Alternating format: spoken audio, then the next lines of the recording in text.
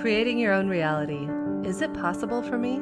I am Jennifer Hill, the Consciousness Architect, and I am here to tell you that it's not only possible, it's closer than you might think. Welcome to the show.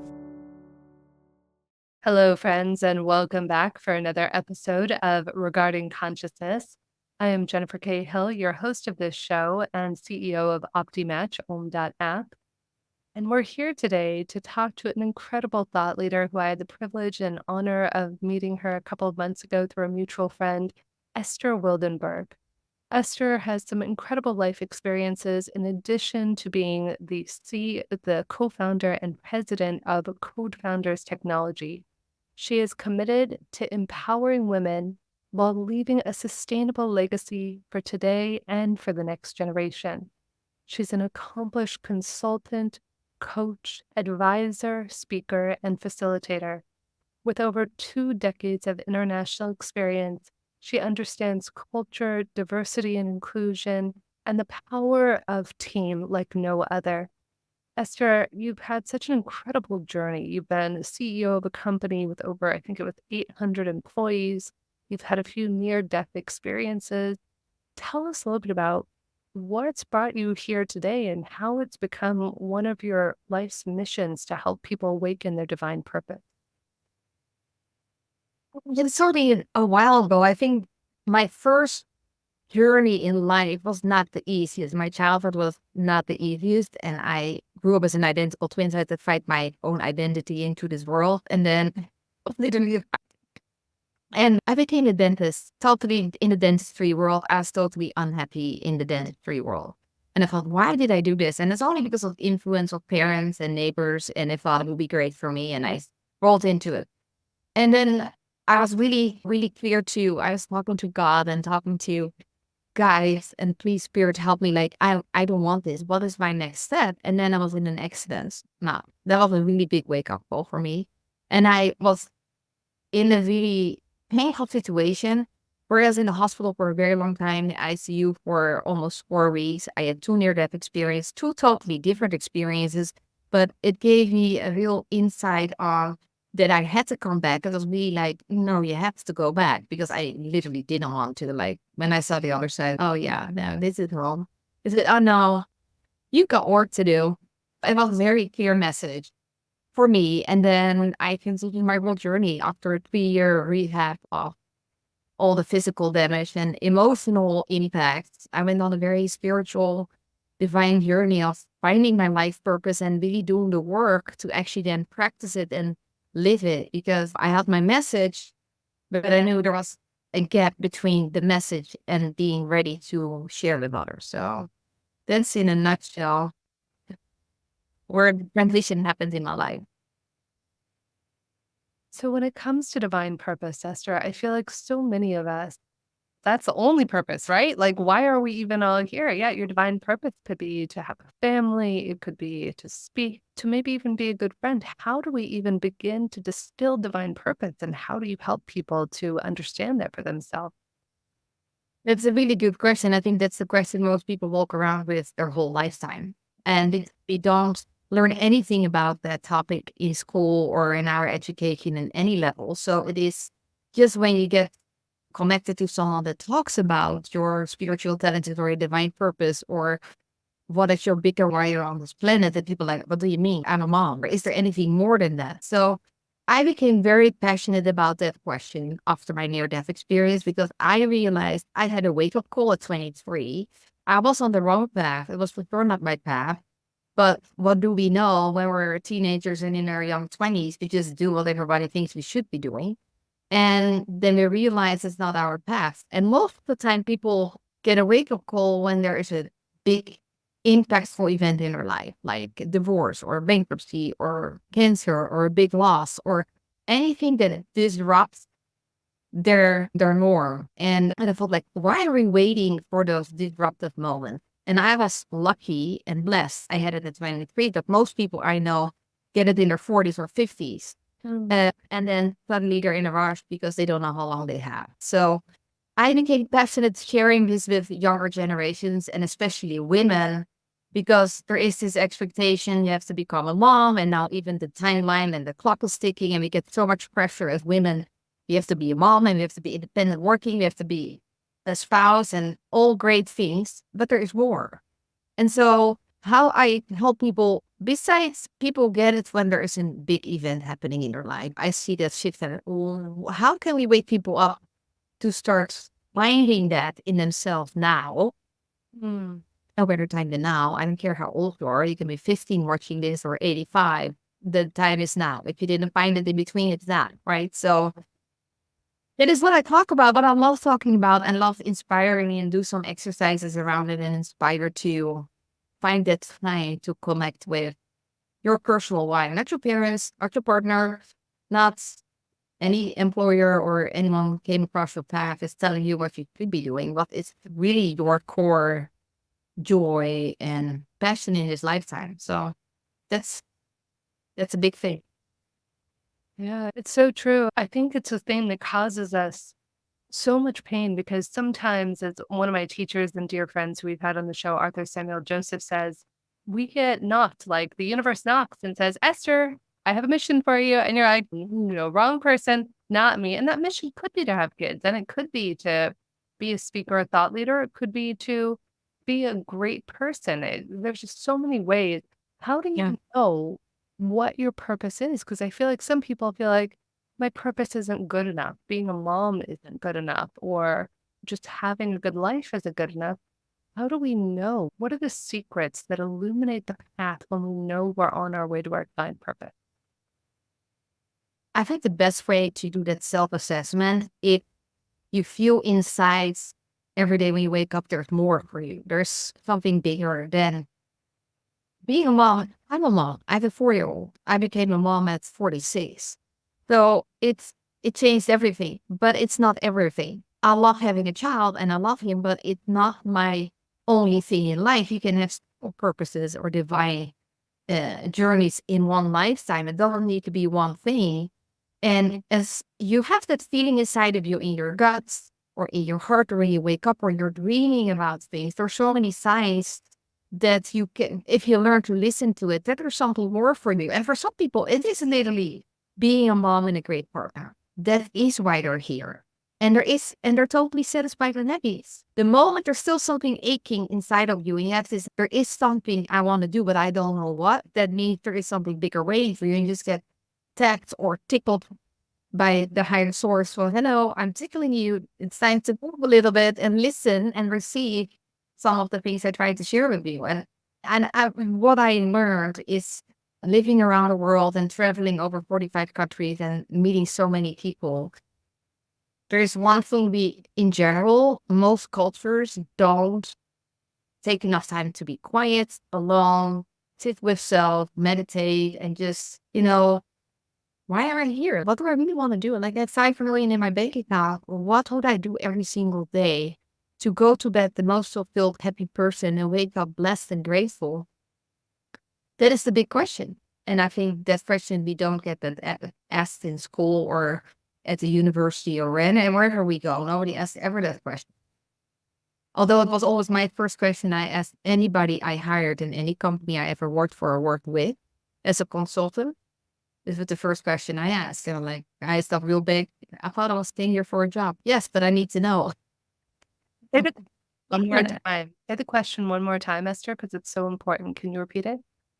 The question is, if you had $5 million in your bank account today, what would you be doing every single day to go to bed fulfilled and happy and wake up blessed and grateful? So beautiful. What were some of the interesting answers that you got to that? Most people don't know. Really? I don't know. Nobody ever asked the question. Said no. No, you're welcome. You're on no reason. Because then I think it's most important questions to ask yourself, because people have two main fears in life. One, money. I need to make money. I don't have enough money for me and for my family. Two, finding the love of their life. Now, if that is fulfilled, what's next? And then health is a really big one. Mostly when people get older or there's a health issue, but that are the main people struggle with every single day, walk around with until they feel satisfied. And the thing is, people are never satisfied. I think the human being is never satisfied. That's why there's always an opportunity to grow and get better. It's funny you bring this up. I had that same existential crisis, and we actually had a guy on the show a while back, Mike Brown, talking about that, how founders, when we exit companies, sometimes go through that. So I had an existential crisis when I sold my company in 2018. I'd always been a recruiter. That's all I did. And I was supposed to run the company for a few more years. And I remember I got referred to a dream coach. This guy who was a famous A-list actor used to live in my building in New York. And we're out to dinner one night. And he says, "Oh, yeah, I work with a dream coach to define my next role." And I'm like, huh, I'd like to know what I'm going to do after I'm done with this recruiting thing. And he's great. I'll give you her number. So I remember I'm a bit skeptical, and consider me, I'm already pretty spiritual, but I'm still skeptical. So I sit down, and it's almost like quintessentially LA. We meet at some Beverly Hills hotel. Baby, oh, she's like a beautiful ex-model, also very deeply spiritual. And we sit down, and she gives me this exercise, and she says, "Okay, here's how it's gonna go. What do you want?" I was like, "I want to know what's my purpose. What do I do after I've just sold the What next?" So she gives me something, "Dear higher self, please let me know, show me symbols, blah, blah, blah." There's a very specific way. I'm not doing it justice right now of how she does it. And then she has you light a candle and go through a ritual, and then you ask your higher self in a dream to reveal to you what you're meant to do. And I will always remember this, Esther. I remember that night I went to bed, and you either write down in the middle of the night or you record yourself saying whatever the dreams are, because often we don't remember our dreams. The one dream that really stood out for me is a male newscaster. There was a male newscaster. I don't know why it was male, but it was very properly dressed in front of a camera. So I say this to the woman goalie, and she's, "Oh, my love, you're going to be on TV." And I'm like, "No, I'm not. I have a 5-year contract. I'm like running this company. And even if I be on TV, it's impossible." She's, "No, my love, you're going to be on TV." I'm like, "Sure. Okay, whatever." I'm like even more skeptical now. 6 day after that, Esther, November 1st of 2019, I wound up leaving the company early in a way that worked for everybody and being offered a TV hosting gig on a new network and being offered the opportunity to interview Deepak Chopra all like in the same week. And I was like, wow. So when we have our purpose, whether you work with a dream coach, whether you're a coach or consultant like Esther, it will almost hit you upside the head by a 2x4, even if you don't believe it, even if you're like, "No, been there, done that. That's not what I'm doing." Sometimes the universe has a way of leaving you these proverbial breadcrumbs that lead you until it'll, like you said, the universe will start like really sweet and soft. It'll like whisper in your ear. It'll tickle you. It'll tell you through a friend or a coach or consultant. Then it'll like elbow and nudge you. Then it'll give you like a good hard shove. And sometimes, unfortunately, we have to go, to your point, through a near death experience or through something more traumatic, a divorce, a this, a that. And these are all wake up calls. I was just on a call with some people in a mastermind I facilitate before this. And we were talking to one of my friends who is in this group and was saying that she's like, "Jen, whatever happens, even when something doesn't seem for the best, I'm always asking myself, how is this for my highest and best good? How is this for my highest and best good?" Always. I also people rejection is God's protection, and it's the same if something doesn't follow through, there's something bigger and better. It always is that way. You don't go backwards. You maybe in your mind or in your thinking, or maybe it feels that way in the beginning, but then when you look backwards and can connect the dots, was for the higher purpose of something just more beautiful or more divine. But we have to just willing to receive. I think that's something we have to learn to be open to receive whatever it is. I had no clue I will be speaking on stage and sharing my message or working with world leaders and meeting incredible people and impacting billion-dollar companies. I had no idea. But when I started, I just wanted to be a consultant. And I wanted to just be a facilitator for retreat to masterminds and help women step into their power. And suddenly, now here we are 15 years later. I'm on all those podcasts and webinars and speaking on stage and facilitating all those masterminds and retreats and getting invited to co-facilitate other people's masterminds and retreats. Although even I did the Ramen Sharma last year. So I didn't know. I knew I wanted to do retreat and mastermind as part of my life purpose, divine way. I was here for my message, and I found that was the best vehicle for me to share. And now it's coming more in speaking so I can reach more people at the same time. Mm. Now, what the vehicle will be. I knew what I wanted to do, what my mission was in this life to help really women, especially step into their power at a young age, live your divine purpose, live your life in your terms. You don't need to be pregnant at 20. You can be pregnant at 35 and be totally fine and have your career and travel. And you can do it all. You don't need to be just a mom or just an incredible entrepreneur or just a partner. You can be all. And I think women still have that I am this. Now that you can be all pieces of it.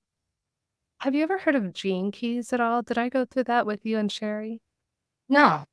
There's a really cool thing. It reminded me. I recommend everybody go to genekeys.com, free promo for them. I get no paybacks or kickbacks from this. This is just a promo because I personally love it. I do it for Uber drivers, friends. I can't believe I haven't done it for you here yet. You go to Genekeys, GeneKeys.com created by Richard Rudd.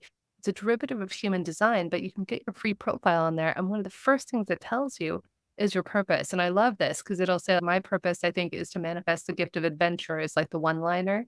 And to do that, I need to transform the shadow of hunger. So if you're friends with me, if you know me, if you can ask my husband, I want to devour life, Esther. I'm like Jaws. I'm just like eating experiences. And that yet at the same time, it says if you go into the more detailed part, this is all free on their website. You even get like 17 minutes for free of audio that you can just, it's all free. They don't even sign you up to a mail list, nothing. And I go on there and it's always a good reminder, at least like once every few months, I go back and try to reread it because it helps to ground you. And for mine, it says, your purpose is to help people realize that it's safe to live the life of their dream. And I cannot tell you how often I hear that, Esther. I'll be posting on LinkedIn or on Facebook or something, or I'll do a podcast and somebody will say, thank you for showing me that it's safe to live my dreams. And I'm like, oh my God, that's what it says right there. So, what are your tools? What are the tools that you like to use to help people divine their purpose? When I work with them, the first thing I just mandatory they have to be sitting down for 30 minutes or standing in the same position without talking or anything. Get uncomfortable. Because when they get uncomfortable, they get vulnerable and they're open to receive. So it's thing I learned a long time ago with my masterminds and retreat is the first thing I do. I put them in is silence, not moving. Yeah, your back hurts, maybe your leg hurts, like maybe your brain wanders up to your groceries. Not really, just go through it. And because it opens them up on a level they never experienced before. Because everybody asks, where have you ever sit down like this just for 30 minutes, just be with yourself and just be okay. Don't be on your phone, not watching Netflix, not like distracted, like literally. And said, no, okay. So I want you to journal now. What did you get? What were your messages? What came to you? It is thing, but just start writing. And another exercise is what I do a lot is let them walk on the beach or on a hiking trail by themselves, although we're most of a group, but everybody's on there, no talking, except you gotta talk to yourself. You gotta talk to yourself for 30 minutes out loud. Ooh, I love that. I'm taking notes. This is also good. And when you do that, you have a conversation with self. And then you realize that is just BS, what I just said. Now, let me redirect this, or let me rephrase this, or you start talking, suddenly there's something coming out you didn't even know was there. Wow, I really could do this. What, did I hear it right? Yeah, you could do that. And then I listen like, hey, I would like to do that. What does it take? And so after those 30 minutes, they sit down and journal for 30 minutes. And then the most amazing things comes out. It doesn't take that much, but it's just most time they need guidance to do certain exercise and actually slow down to take the time because we're all busy. Life is busy. Like when people say busy, we're all busy. Like, don't tell me you're busy, we're all busy. But what are you busy with? How many distractions do you have all day? And how much time do you spend with yourself? So I'm a big fan of waking up at 5 a.m. and exercise and meditate and journal and read. So you're already fulfilled before everyone else wakes up. Agreed. 100%, sister. You just nailed it. That's how it's like. I was telling, I had a friend staying with me for a few days, and sometimes my husband's up before me, but I love it when nobody's awake and I just have quiet. If I have it all my way, I have 2 hours of just complete stop and stillness to write a gratitude list, journal, reflect, meditate, pray, read something to your point. And then by the time that your day starts, you're like, I just epically won it today. Like today I won. Yeah, and the days I don't or I get disrupted by the routine by my son that wakes up early or something happens, then it's just a different day. I'm not saying it's necessarily a bad day, it's a more chaotic day. I love what you said too about the exercise. A friend of mine used to teach at Esalen Institute, and he did something similar where he would take people on a long, I think it's like an hour-long walk in silence, and then would play some really riveting music and have them journal. And I remember he told me to do this exercise, and I did it in COVID when nobody was there. I went for a 2-mile walk around London. Everybody's tense, and I'm literally sitting there with my friend Arthur, and I'm like, I hate Arthur. This is a stupid exercise. Why am I doing this exercise? I'm writing like just free form thought after this hour-long walk. And then all of a sudden, stuff started to spill out, Esther, that I just wasn't expecting. And I was like, whoa, I didn't know that, because so much of our emotions and the way we feel and the way we think is buried under the surface of the noise and the tension in our day to day. To your point, we don't have the time. How many of us sit down and actually look at where we invest our time? Well, a lot of people have accountants, financial planners. We all need to do our taxes and see where our money came and went to. Do we account for our time? How many of us actually sit and wonder, where did my time go this week? Okay, I had, say, 14 waking hours in a day, or 16 or whatever it might have been. How many of those hours did I spend doing things that fulfilled me, brought me closer to my loved ones, my family, my purpose? And that's Yeah. what I get out of what you shared. It's important and people say time goes fast. And yeah, it goes fast because we're so distracted. If we slow down, it it's still the same 24 hours. We live in a very fast world and only will be faster moving forward, but you still are in charge of your own 24 hours every single day. And that is where the shift has to happen, in my opinion, in the world. There's so much pressure on all the things we have to show up for and things we have to do and stay up to date on a lot of things and everybody that wants something, but you have to put yourself first in every single area. And if you really make time for this aspect, you have your soul, your heart, your mind, and your physical. We're all pretty good with physical most time. Mindset, now we read some books and maybe heart it, okay, I'm happy, I'm in love or not. But the spiritual, you get it neglected at first because we don't have time for that. But that's actually the most important one in my opinion. That's how everything gets guided in your life. That's where all the messages come in. It just depends. Are you listening? Are you tuned in on the same frequency so you can actually hear the message, right? So I do a lot of exercises in my retreats that nobody else does as far as I know. Like I know a lot of people walk labyrinths. I let them build the labyrinth. Ooh, tell more. What is this? People, there's a lot of in the more transformational retreats or spiritual retreats, there's this walk the labyrinth and let go of your past anger and frustrations and sadness or things or people that don't serve you anymore. Or so you walk the labyrinth and let it go. And that's one thing. But if you build the labyrinth as a group yourself, the healing starts by building because now you're part of the energetic fields instead of walking into an energetic field that has been created by someone else. So you're interacting with the energetic field rather than just being at the effect of it.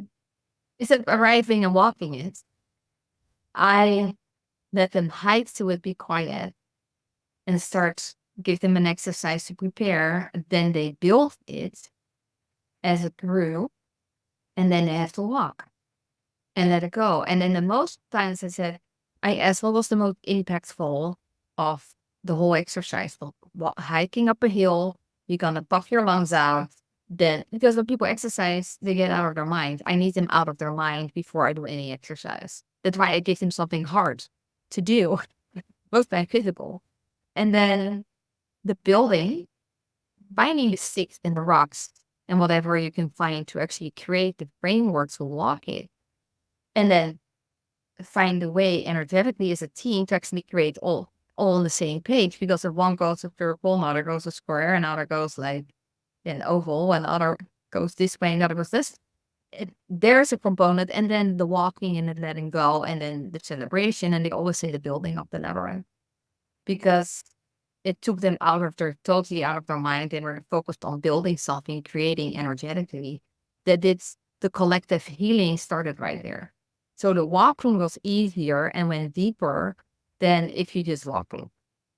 Question, do you allow them to talk while they build the labyrinth? No.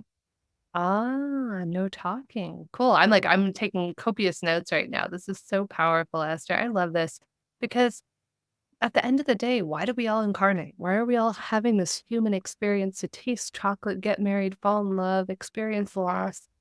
It's to find some essence of purpose. You hear this all the time. I was just at a mastermind recently with brilliant entrepreneurs, some of the top thought leaders in the world. People have made tons of money, and yet it doesn't matter. It doesn't matter how much money you have in your bank account. It doesn't matter how many kids you've had or anything. If you don't find that inner sense of purpose, then it's all meaningless, right? And I see that all the time because I know a lot of very wealthy, successful people. And even in my Robin Sharma mastermind, there were literally the 30 top people from the world. And I don't know how I ended up there. I just manifested it. I know how to manifest things I like. So it's a whole other exercise that learn to tune into the highest vibration and then align with it and then receive it and be willing to receive it. It's not just putting it out there and then say in the back of your head, it's not going to happen. So the theme, most people, a tremendous amount of money, but so freaking unhappy. Divorce, no relationship with their children, not fulfilled, actually don't like within the business they have. And I'm like, what? Why are you wasting all this time building this company, making millions, billions, and then being in your 60s miserable? Like, what is the whole purpose of this? Like, time to just cut the cord and just do something else. If money is not even an issue anymore, why are you sticking to it? Yeah, because I built it. But now sell it or pass it on or give it away. Yeah, let it go. Life is too short to not live our best lives. Esther, you've shared so much wisdom. Are there any closing thoughts that you have that you'd love to leave people with today? I think the best thing I can give is you taking time with yourself. You have to build in your schedule. What schedule will happen? Put it on your calendar. I recommend daily meditation or quiet time or walk in nature. If that's impossible because of your life, you have a busy life with children or you have different night shift, day shift, whatever your life looks like, then at least do it 2 or 3 times a week. It can be like 30 minutes, but take that time for yourself because magic happens in silence and solitude and quiet. It doesn't happen in the noise of the world or people giving you advice. They give advice based on their need, not yours. So listen to yourself. I think that's the best advice I can Oh, give. so good, Esther. So good. I love it. So if people want to connect with you, if they want to learn more, I know you also do some work with Code Breakers, that you run that company. Would you like people to go to Code Breakers or follow you on LinkedIn? What's the best way for people to connect with you? You can find me on LinkedIn or send me an email at esther@estherwildenberg.com. My name. That's the easiest way to connect personally. LinkedIn or Facebook. I'm easy to find. There not that many Esther Wildenberg. Friend, it's so great to see you, to spend time together, and to have you share your wisdom with our listeners. My wish, my intention for each and every one of you, go out there, find that spark of light within you, and blow on it, nurture it, illuminate it, kindle it, and turn it into a fire in your heart that lights your soul up and illuminates your path. I'm Jennifer Cahill, and I thank you for your time.